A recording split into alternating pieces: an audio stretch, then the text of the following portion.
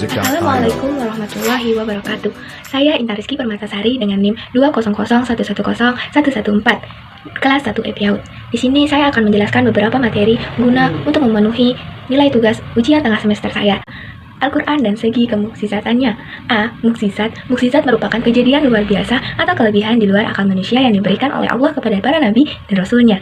Sedangkan seorang yang diberikan oleh Allah kejadian luar biasa selain nabi dan rasul disebut karohmah. B. Ilmu pengetahuan dan perspektif dalam Islam. Ilmu berasal dari bahasa Arab yang merupakan masdar dari alima ya'lamu ilman, berarti mengetahui, mengenal, memberi tanda dan petunjuk, antonim dari makna nakid al-jahal atau tidak tahu. Menurut Al-Quran, ada 3 komponen yang terlibat dalam proses penemuan ilmu pengetahuan yang merupakan alat potensial yang dimiliki manusia untuk memperoleh pengetahuan, yaitu Al-Sama, bertugas memelihara ilmu, Al-Basir, bertugas mengembangkan ilmu, Al-Fuad, bertugas membersihkan ilmu.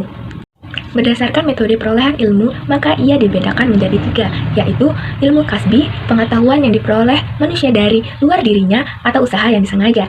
Ilmu wahabi, pengetahuan yang diperoleh manusia sebagai pemberian Tuhan tanpa usaha yang disengaja. Ilmu syuru'i, pengetahuan manusia yang berdasarkan potensi jiwa untuk memahami keadaan dirinya. C. Bukti kandungan teori ilmu pengetahuan modern dalam Al-Quran. Turunnya ayat Al-Quran yang pertama menunjukkan betapa besar perhatian Islam terhadap ilmu pengetahuan, sekaligus perintah untuk menuntutnya. Salah satu hal yang menakjubkan Al-Quran adalah isinya yang sesuai dengan ilmu pengetahuan modern. Ilmu sains dan ilmu pengetahuan merupakan salah satu isi pokok kandungan Al-Quran. Selanjutnya, kelompok 3, pengertian Al-Makiyah dan Al-Madaniyah. Yang pertama, teori geografis. Menurut teori ini, pengertian Al-Makiyah adalah ayat yang diturunkan di kota Mekah sesudah maupun sebelum Rasulullah hijrah. Sedangkan Al-Madaniyah adalah ayat yang diturunkan di kota Madinah setelah maupun sebelum Rasulullah SAW hijrah. Namun, kenyataannya ada beberapa ayat yang tidak diturunkan di kota Mekah dan Madinah seperti Quran Surat At-Taubah 42 di Tabuk, Quran Surat Az-Zuhruf 45 di Baitul Maqdis pada malam Isra Mi'raj. Teori histori. Menurut teori ini, pengertian Al-Makiyah adalah ayat yang diturunkan sebelum Rasulullah SAW hijrah. Sedangkan pengertian Al-Madaniyah adalah ayat yang diturunkan sesudah Rasulullah SAW hijrah. Banyak sekali yang mendukung teori ini, mulai dari ulama klasik, modern, hingga kontemporer saat ini. Kelebihan teori ini karena mencakup keseluruhan ayat atau surah Al-Quran sehingga dapat dijadikan ketentuan dan rujukan yang memadai. 3. Teori subjektif. Menurut teori ini, pengertian Al-Makiyah adalah ayat yang berisi panggilan kepada penduduk Mekah dengan panggilan wahai manusia, wahai orang-orang ingkar, wahai anak Adam. Sedangkan pengertian Al-Madaniyah adalah ayat yang berisi panggilan kepada penduduk Madinah dengan panggilan wahai orang-orang yang beriman. Kelebihan teori ini ialah dapat dimengerti dan lebih cepat dikenali dengan panggilan khas dari keduanya. Namun, teori ini tidak dapat dijadikan ketentuan karena tidak dapat mencakup keseluruhan dari Al-Quran. 4. Teori analisis. Menurut teori ini, pengertian Al-Makiyah adalah ayat yang memuat cerita umat dan nabi terlebih dahulu. Sedangkan pengertian Al-Madaniyah adalah ayat yang memuat hudud atau hukum Islam, faraid atau ketetapan, dan sebagainya. B. Karakteristik khas Al-Makiyah dan Al-Madaniyah.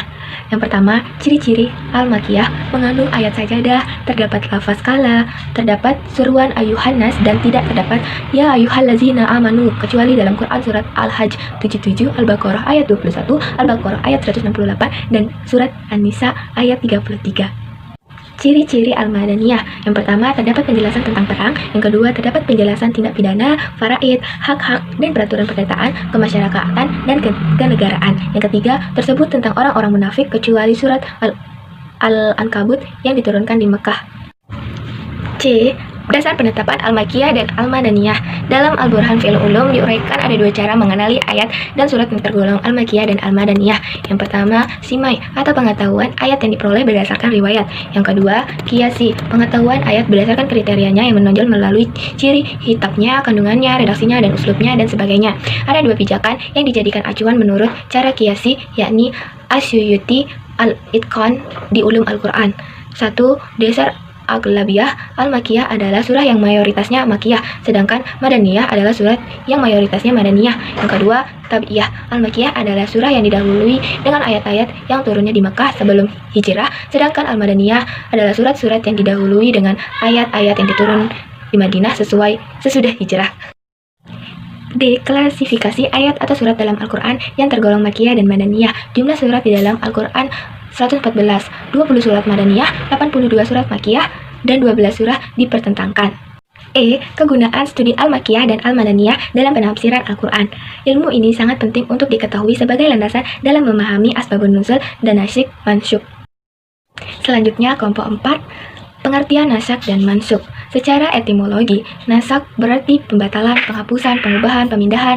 Sesuatu yang membatalkan, menghapus, dan memindahkan disebut nasikh. Sedangkan yang dibatalkan, dihapus, dan dipindah disebut mansyukh. Secara terminologi, terdapat perbedaan pandangan di kalangan ulama. Para mutaqaddin memperluas arti nasikh mencakup pembatalan hukum yang ditetapkan terlebih dahulu oleh hukum yang ditetapkan. Problematika nasikh dan mansyukh.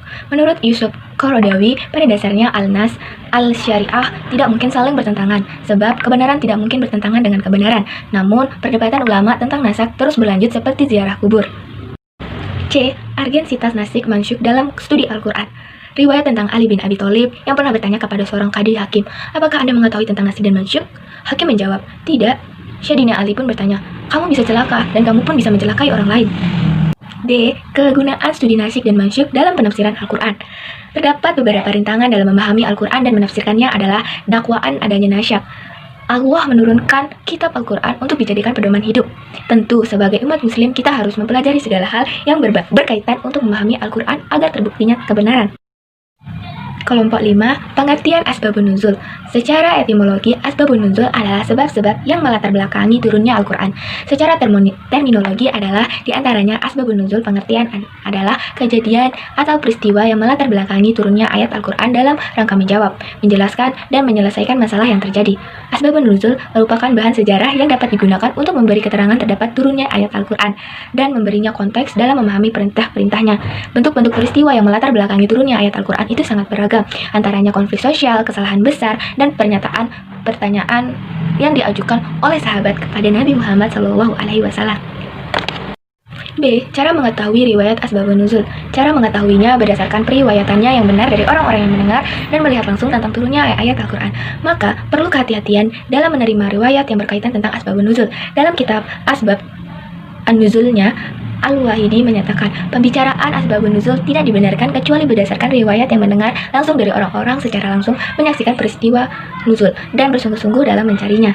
Para ulama salaf sangat keras dan ketat dalam menerima berbagai riwayat yang berkaitan dengan asbabun nuzul yang dititik beratkan pada seleksi pribadi para rawi, sumber riwayat, dan redaksi berita. Redaksi dan makna ungkapan asbabun nuzul. Yang pertama, sarih, jelas. Asbabun nuzulnya sudah jelas dan indikasinya menggunakan lafaz. Yang kedua, mutahmila, belum pasti. Asbabun nuzulnya masih terdapat keraguan, dapat berupa ungkapan. Fungsi asbabun nuzul dapat mengetahui makna dibalik disyariatkannya suatu hukum. Yang kedua, membantu mufasir dalam menggali makna tersirat dari ayat-ayat Al-Quran, terutama bersifat mujmal dan mutasybihat. Yang ketiga, mempertegas peran Al-Quran sebagai rujukan dan acuan manusia dalam membentuk kebudayaan di sekitarnya. Yang keempat, menegaskan kandungan atau ajaran Al-Quran tidak akan usang ditelan zaman. Yang kelima, mempermudah menghafal dan memahami pola turunnya ayat Al-Quran. Kelompok 6, pengertian ilmu munasahabah. Secara etimologi berarti al-muqarabah atau kedekatan, al-musyakalah atau keserupaan, dan al-muwafaqah atau kecocokan. Secara terminologi, menurut beberapa ulama, al-baqai atau ilmu mengetahui sebab turunnya bagian Al-Quran. Al-Suyuti, ilmu yang mengetahui segi-segi hubungan bagian-bagian Al-Quran antara yang satu dengan yang lain. Adapun ucapan bagian-bagian Al-Quran yang maksudnya adalah mencakup seluruh hubungan antara ayat dan ayat, hukum dengan hukum, surah dengan surah, kisah dengan kisah, dan setiap bagian dari Al-Quran bersama dengan karinah atau dalil yang menyertainya. Mendeskripsikan latar belakang munculnya ilmu munasahabah. Berawal dari kenyataan bahwa sistematika Al-Quran yang terdapat dalam Mushaf Utsmani tidak berdasarkan fakta kronologis turunnya. Walaupun mereka sepakat tentang urutan ayat, namun ulama berbeda pendapat. Segolongan mereka berpendapat bahwa urutan seluruh ayat didasarkan pada taufik dari Nabi Muhammad SAW yang didasarkan dengan argumen bahwa malaikat Jibril datang kepada Nabi SAW untuk mengulang atau tadarus Al-Quran dan adanya ijma sahabat atas Mushaf Utsmani. Golongan lain terdapat urutannya didasari ijtihad para sahabat. Argumennya adalah perbedaan urutan surah-surah di dalam mushaf para sahabat. Menjelaskan macam-macam munasahabah dalam Al-Quran. Yang pertama, surat dengan surat. Asy-Syuyuti menyimpulkan bahwa antar satu surah dengan surat sebelumnya berfungsi menerangkan atau menyempurnakan ungkapan pada surah sebelumnya. 2. Nama surah dengan tujuan turunnya. Setiap surah mempunyai tema yang menonjol dan itu tercerminnya pada namanya masing-masing dan tujuannya surat menyangkut kekuasaan Tuhan dan keimanan kepada hari akhir. 3. Bagian suatu ayat musahabah antar bagian surah sering berbentuk pola musahabah Tahadat atau perlawanan. Yang keempat, ayat yang letaknya berdampingan. Munasahabah antara ayat yang berdampingan sering terlihat dengan jelas, tetapi sering pula tidak jelas. Yang terlihat dengan jelas umumnya menggunakan pola, yaitu dengan pola takdid. Salah satu ayat memperkuat makna ayat yang terletak di sampingnya. 2. Tafsir. Ayat tertentu ditafsirkan maknanya oleh bagian ayat di samping. 3. Ihtirad. Terletak satu kalimat atau lebih, tidak ada kedudukannya dalam i'rab atau struktur kalimat. 4. Tasydid. Salah satu ayat mempertegas arti ayat di sampingnya. 5. Kelompok ayat dan kelompok ayat di sampingnya. 6. Fasilah atau pemisah dan isi ayat untuk menguatkan makna yang terkandung dalam suatu ayat. 7. Awal surat dengan akhir surat. 8. Penutup surat dengan awal surah berikutnya. Menjelaskan manfaat kajian terhadap ilmu munasahabah.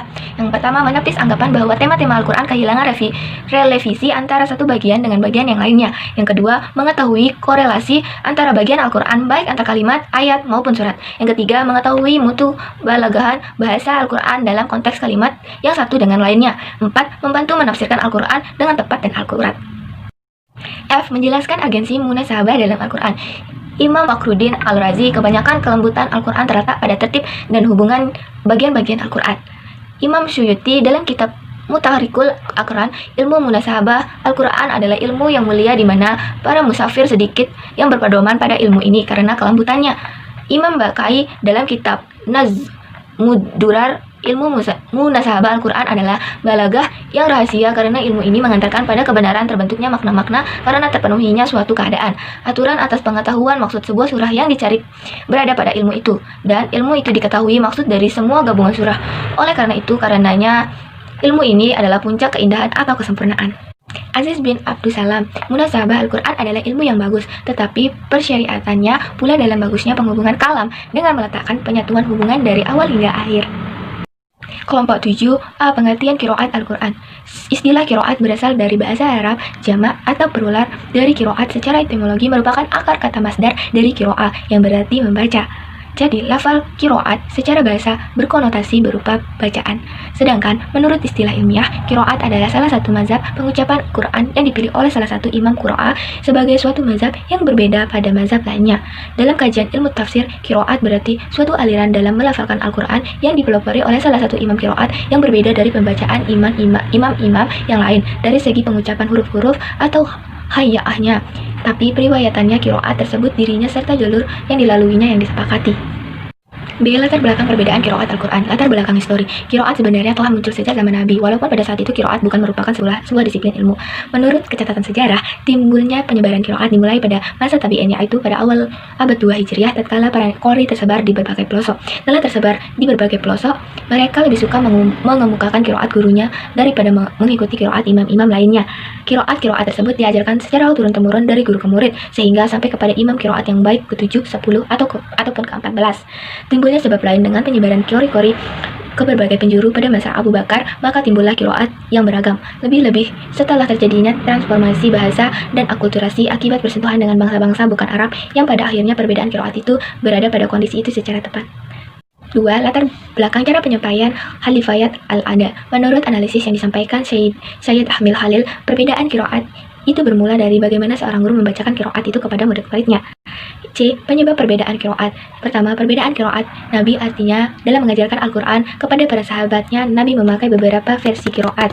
Yang kedua, pengakuan dari Nabi terhadap berbagai kiroat yang berlaku di kalangan kaum muslimin waktu itu. Hal ini menyangkut dialek di antara mereka yang mengucapkan kata-kata di dalam Al-Quran. Nabi menyangkut berbagai versi kiroat yang ada atau perbedaan riwayat dari para sahabat Nabi menyangkut ayat-ayat tertentu. Adanya lahjah atau dialek kebahasaan di kalangan bangsa Arab pada masa turunnya Al-Quran.